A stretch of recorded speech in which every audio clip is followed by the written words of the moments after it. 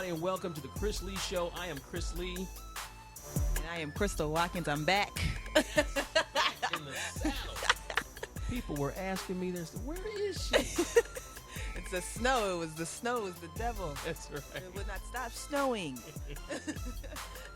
So we're glad to have you back in the saddle here in studio with us. Today we're going to talk about Kendrick Lamar's new album, To Pimp a Butterfly. Yes, this is like definitely one of my, well, it's only been 2015 for a couple months, but definitely one of my favorite albums so far. It actually released early. Were you aware of that? I did not know that. It released early, and they released the edited version early. Interscope made a mistake and put it on iTunes earlier than expected. People were going crazy. They're like, I don't care. I'm going to use the edited version. I don't care. Yeah. And by the time I already had got to it, it was gone. So I had to wait till it actually came out or whatever. So How much of a time? well, you know what? They actually released the regular version maybe like 2 days later or something like that. Okay. So I think they just were like, we're just going to go with it and release it early. When it's new music, though, 2 days is an eternity. It is an eternity. It is an eternity. I think you tweeted on there and said, yeah, Interscope posted it early, but I'm not complaining, which is, I'm sure it's fine with him. Yeah. Yeah. So this is one of my favorite underground artists. Absolutely. Definitely one of my favorites as well. I've been following him for a couple of years now. He's definitely a talented young man. Absolutely. Yeah, and he has like, this is an exaggeration, but he's got like 11 albums that have been out already. Because people thought when he came out with this last album with swimming pools and everything, that he was a new artist, but he's been around. He's been around for a long time. He's been around independently with TDE, which is Top Dog Entertainment, for years, and they've been like pumping him, and he finally met Dre, and things just exploded from there. Yeah, I'm always excited for an artist like Kendrick Lamar to be able to break out from the underground, because even though a lot of us hip hop heads love underground rappers, everybody wants to make money and you know, kind of be financially comfortable. You know what I mean? This is true, and I'm not mad at that either, because I would want the same thing if I was doing it. So how does this album compare to the last album that he put out? Day and night. Really? Day and night, completely different. Okay. From his previous album. It's more soulful. Like, it has Bilal, it has Terrace Martin on it. Terrace Martin production. That's Thundercat, Layla Hathaway, Robert Glasper. So these are definitely people that I love. And when I saw that they were on the album, I almost went crazy. Are you serious? Yes. Robert Glasper, Bilal. And you know, Bilal does not work with many people. I know. So if Bilal's working with you, that means you're definitely dope. Yeah. So... wow. Yeah. That is cool. It's very cool. So I had a chance to take a listen, and there was a song on there with Pharrell. Yes, there's a song called All Right, which I believe Fabulous was supposed to have this song. Okay. And he gave it to Kendrick, and I love it. It's one of my favorites. I can't imagine Fabulous singing this. I can't imagine either. I'm glad that they made a last-minute decision to give it to him instead. That's right. I can see him throwing it in the bag, but I can't. And not all right in it. He throwing it in the bag, though. He loved throwing it in the bag, which I like that song, by the way.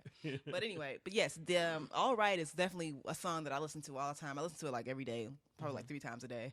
And this album is so good that I bought it on iTunes. I have it on my Rhapsody account. I have it in my car. I bought the CD. I'm looking to buy the vinyl. I just really like this album because it's so different. It's something that I enjoy. It makes me want to say like, ooh, oh my God, I need to know these liner notes. Who's producing this? Right. Who's making that? So, but speaking of Bilal, I was on Facebook and he was saying in Rolling Stone or some music magazine about how a lot of this genius is Kendrick Lamar's genius. Really? A lot of this, everything that he wanted, I guess this is what he wanted his album to be. He wanted it to be like completely different. Wow. And I love the fact that this album, even though Kendrick Lamar, of course, is a hip hop artist, this album sounds like soul music. It sounds like Soulquarian, like very Soulquarian-ish to me. And I know a lot of the people that feel that way. I've talked to a lot of people about the album. A lot of people, it's like mixed reviews. A lot of people like the more, this album is an aggressive Kendrick Lamar, but it's a different type of aggressive Kendrick Lamar. Like, it's more of like a I'm black and I'm here Kendrick Lamar as verse to the previous album. But I love it. A lot of people are like, I don't like it. But see, I'm a music head, and I love like production, and I love Terrace Martin. I love Thundercat. So these are people that I love, and I'm just really excited about this album. That's good. What are some of your other favorite? What would you say? Like, give me like your top 2 or 3 tracks on the album. So definitely All Right is up there. These Walls, because it has Bilal on it. And, you know, Bilal doesn't show up on many people's albums. And I think that's dope. And Mama is one of my favorites as well because I like that one too. Because it has Layla Hathaway on it. And everybody knows that Layla Hathaway is one of my favorite singers. She is so amazing. I want to meet her. I feel like I know her. But she's awesome, and I feel like the fact that he wanted her to be on the album says a lot about his, you know, his musical mind. Right, yeah. So yeah. I love it. That's cool. Now, does Layla Hathaway do a lot of work with hip hop artists? I don't feel like she does. Yeah, I was surprised to see her. But you know what? It is a perfect match. It's a perfect match. Yeah. This album it's a perfect match. It's like a neo soul, rap, soul querying. I can hear like some Dilla. It's like, I mean, it's awesome. Yeah. You know what this album feels like? Now That I Have Your Attention. You know what I mean? It's like the other stuff leading up to it. Yeah, exactly. It's good music, but he's like, okay, but you know what? Now that I have your attention, this is what I really want to say. Exactly. And I feel like he's, you know, with all of the social things that have been happening, you know, in our day and age, he's using this album to say, I'm taking a stand on this. This is how I feel, and I'm going to let you know.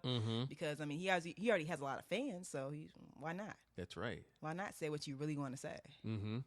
Very cool. So what would you, on a 1 to 10, what would you give the album? This is definitely a 10 for me. I feel like he hit it right out the box. Wow. I love it. Okay. I love this album. When I first heard this album, I listened to this album 5 times in one day.